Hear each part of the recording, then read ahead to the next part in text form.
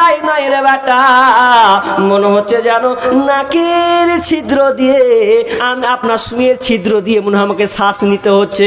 নাক দিয়ে আর শ্বাস নয়, মনে হচ্ছে শুয়ার পিছন ফুটা ওই ছুঁচের ফুটো দিয়ে ফুটার মতন করে আমাকে শ্বাস গ্রহণ করতে হচ্ছে রে বেটা।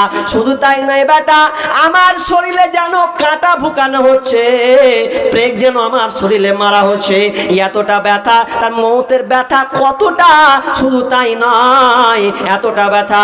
নবী মুসার কওমকে, মুসা আলাইহিস সালামকে বলছেন, এ মুসা, মৃত্যুর কত কষ্ট আপনি আমাদের একটু বুঝিয়ে দেন না।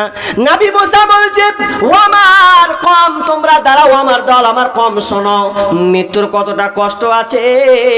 চলো তোমাদেরকে একটা গাছে নিয়ে চলে যাব। গাছে নিয়ে চলে গেল, এমন একটা গাছ যেই গাছটা কাঁটা যুক্ত গাছ। ওই কাঁটা যুক্ত গাছে যখন নিয়ে গেল তার কওমকে দিয়ে বলছে, তোমরা আমার হাতের দিকে তাকাও, একটা গামছা দাও। গামছাটা নিয়ে ওই আপনার গাছে যখন ছুড়ে দেওয়া হলো, মেলে দেওয়া হলো, মুসা আলাইহিস সালাম জোরে আপনার কিনা গামছাটাকে টেনেছেন, এমন জোরে টেনেছেন কোনটা ছেড়ে যায়, কাঁটা উপরে চলে আসে, এতটা জোরে টানে। তো বলছে মৌতের কষ্ট এই রকম হবে, যখন মালাকুল মউত যখন আসবে তখন তার জানটাকে এইভাবে বের করবে। মত নিয়ে আপনারই নাই, জিন্দেগি তোর যাই রে ফাঁকি দিয়া রে মাটির মানুষ, জিন্দেগি তোর যাই ফাঁকি দিয়া, জিন্দেগি তোর যাই রে ফাঁকি দিয়া রে মাটির মানুষ, জিন্দেগি তোর যাই ফাঁকি দিয়া। ও মানব রে,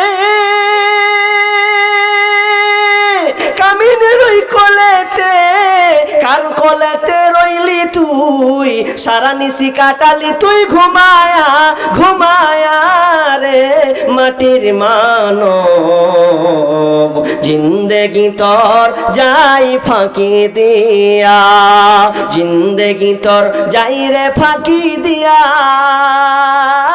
রে মাটির মানব, জিন্দেগি তোর যাই ফাঁকি দিয়া।